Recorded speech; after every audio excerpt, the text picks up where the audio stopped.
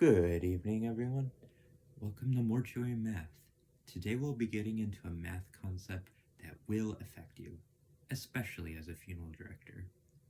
No matter how much you tell yourself that it can't be applied to your real life. So, simple interest. Borrowing and saving money is probably something you're going to be doing. And guess what that involves? That's right, interest. So, what is simple interest? Let's start with the basics. Unlike compounding interest, simple interest is a flat amount that adds up over time. The formula is easy.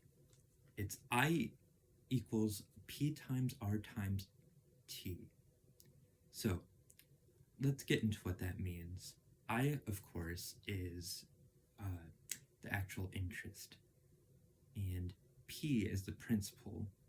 That's the amount that you're borrowing, for example.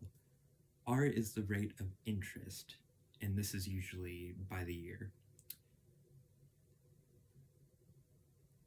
And then T is the amount of time, also usually in years. So let's try to apply this to a real life scenario. Let's say you're taking out a loan. Chances are you're going to be paying off student loans or planning to start a business like me. So let's say this loan is borrowing $2,500 at a 5% simple interest for 2 years. Using the formula that I talked about earlier, I is the interest we're trying to solve. And then 2,500 is the principal. So we're going to convert 5% to 0.05. Lastly, 2 is the amount of years. I will start with multiplying 2 by 0.05, and that leaves us with 0.1. After that, we simply multiply 2,500 by 0.1. This leaves us with $250. This means that in addition to the 2,500 we owe from the principal, we also owe $250 in interest, leaving us with a total of $2,750 that we owe. Now let's say you want to get on in the action and make some bucks from interest.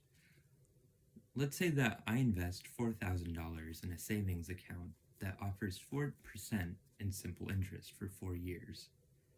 Again, I represents the simple interest, and we are trying to solve. 4,000 is the principal, 0.04 is the rate, again converted from 4%. And then 4 is the amount of years.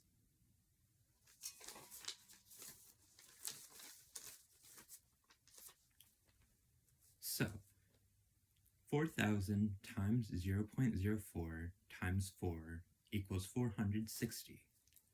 That means I would be making a total of 460 bucks from just putting in my money for a few years. So, in conclusion, even though math can seem beyond the scope of what a mortician is going to be doing, it's actually pretty relevant, at least to learn the very basic concept. So, that's all I have for you guys. Good luck with exams, everyone.